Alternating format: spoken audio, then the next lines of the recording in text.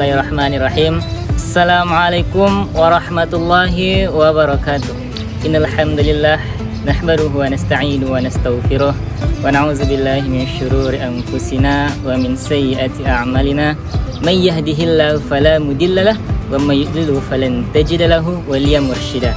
Asyhadu an la ilaha illallah wa asyhadu anna Muhammadan 'abduhu wa rasuluh alladzi la nabiyya ba'da amma ba'du. Faqala Allah Ta'ala fil Qur'anil Karim, a'udzu billahi minasyaitonir rajim. Bismillahirrahmanirrahim. Syahrul Ramadan allazi unzila fihil Qur'an hudal linnasi wa bayyinatin minal huda wal furqan. Sadaqallahul azim. Bersyukur kita kepada Allah Subhanahu wa taala dengan mengucapkan alhamdulillah. Pada kali ini kita masih dapat melaksanakan ibadah puasa di bulan suci Ramadan ini, dan juga kita dapat melaksanakan ibadah-ibadah amalan lainnya. As-saniyah salawatan wa salaman ala hazin nabiyina Muhammad sallallahu alaihi wasallam. Salawat berikan kata-kata mutiara salam, tak lupa pula kita hadiahkan buat arwah junjungan alam, yakninya Nabi besar Muhammad sallallahu alaihi wasallam. Semoga kita yang sering bersalawat kepadanya mendapatkan syafaat di akhir kelak. Amin amin ya rabbal alamin. Kaum muslimin dan kaum muslimat yang insyaallah dirahmati oleh Allah Subhanahu wa taala, izinkan saya di sini ingin menyampaikan ceramah singkat saya dengan judul Ramadan bulannya Al-Qur'an. Kaum muslimin dan kaum muslimat yang insyaallah dirahmati oleh Allah Subhanahu wa taala, Allah Subhanahu wa taala menurunkan Al-Qur'an kepada Nabi Muhammad sallallahu alaihi wasallam melalui perantara malaikat Jibril. Allah Subhanahu wa taala menurunkan Al-Qur'an tersebut kepada Nabi Muhammad berada pada bulan Ramadan. Apa kata Allah dalam firman-Nya pada ayat pertama? Iqra bismi rabbikal ladzi khalaq. Allah mengatakan, bacalah. Ini menandakan dahulunya umat manusia masih berada di dalam zaman keterbelakangan. Allah tidak memerintahkan kita untuk membaca. Allah tidak memerintahkan kita untuk menganalisis, tetapi Allah memerintahkan kita untuk iqra, bacalah. Maka dari itu kita sebut bulan Ramadan ini sebagai bulannya Al-Qur'an. Kaum muslimin dan kaum muslimat insyaallah dirahmati oleh Allah Subhanahu wa taala. Allah menurunkan Al-Qur'an kepada Nabi Muhammad tentunya memiliki beberapa manfaat dan keistimewaan.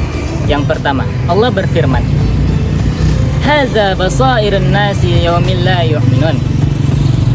Allah menurunkan Al-Qur'an kepada Nabi Muhammad sallallahu alaihi wasallam sebagai petunjuk dan pedoman bagi umat manusia. Allah Subhanahu wa taala menurunkan Al-Qur'an sebagai pedoman bagi umat manusia agar umat manusia itu tidak tersesat di zaman kebodohan.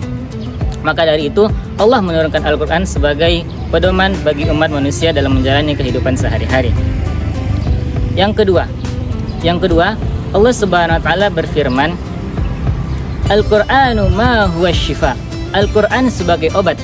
Allah Subhanahu wa taala menurunkan Al-Qur'an sebagai obat kepada Nabi Muhammad sallallahu alaihi wasallam dan pengikutnya, yang mana para manusia ini tatkala dalam kehidupan sehari-harinya mengalami kegelisahan, baik itu secara zahir maupun secara batin.